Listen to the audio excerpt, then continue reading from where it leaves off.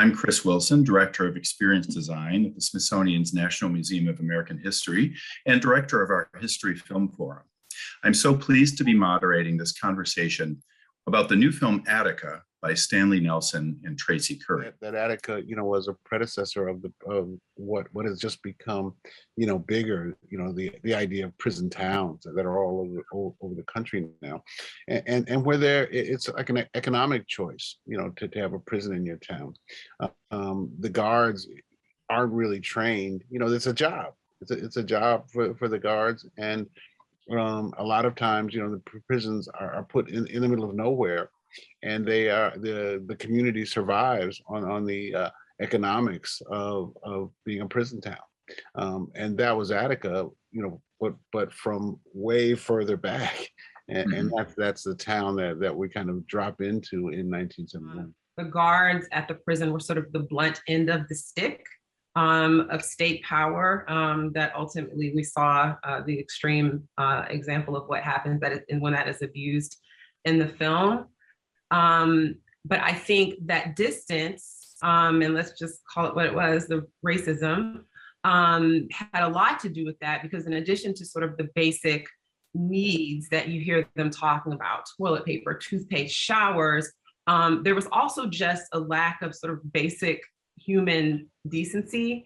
You hear the guys talk in the film about the way that the guards communicated with the prisoners was to hit a stick against the wall twice to go, once to stop, or whatever it is. And so just sort of small things like the inability of these two groups of people to communicate like human beings, even though they, in many ways, were the closest people to each other because they shared, however many hours a day in this prison with one another, even though, different roles that they played within that prison. All of that stuff sort of helped kind of contribute to what you ultimately saw when the uprising eventually exploded.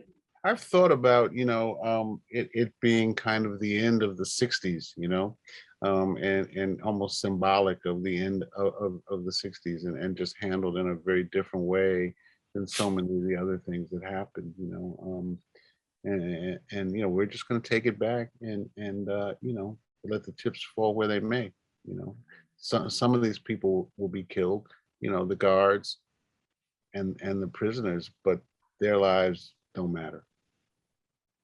Right. And I think that into the 60s point is really powerful. Back to what you were saying earlier, I think we think so much about the 60s and civil rights movement and relate it to one of the, often misquoted statements of Martin Luther King about the arc of the moral universe bending toward justice. We feel like history always bends towards justice. And so it's hard, I think, in our memory to kind of connect these stories that take us in a different direction. So 50 years later, as you can imagine, there's not a whole heck of a lot of people who are still around, unfortunately, who were there, who can really give us a firsthand story about their experience and what happened. And so we sort of went about trying to find these people in many different ways. We had great consultants on the film who helped us, Judy Clark and Heather Thompson, with some of them. And then some of it was just sort of good old fashioned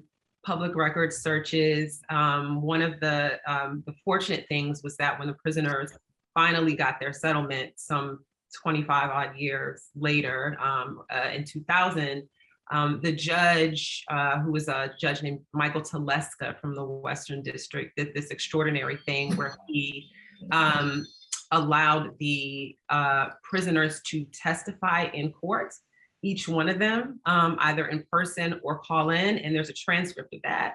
So I was able to kind of go through all of these hundreds of pages of transcript, try to figure out, based on people's ages, who might be around, who seemed to have a story. And one of the good things about the pandemic is it just really kind of allowed me the time and the space to look for these people and then just kind of get on the phone and call them. And, a fraction of the people that I spoke with are in the film. There were hangups, there were some angry, why are you bothering me about this again?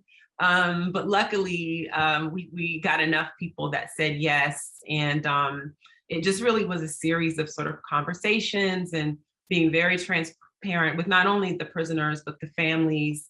I have to stress that we did make an attempt to get some of the hostage guards in the film. I spoke to several of them. We were going to film them. They declined. And so, but just conversations with all of those people about, this is what we're doing. This is the story that we're telling. It was helpful that we sort of figured out early on that this should be a story that doesn't kind of have a Morgan Freeman voice of God coming in telling you what's what. So I think that helped, being able to kind of say to everybody that whatever gets told in this film is going to be told by the people that lived it.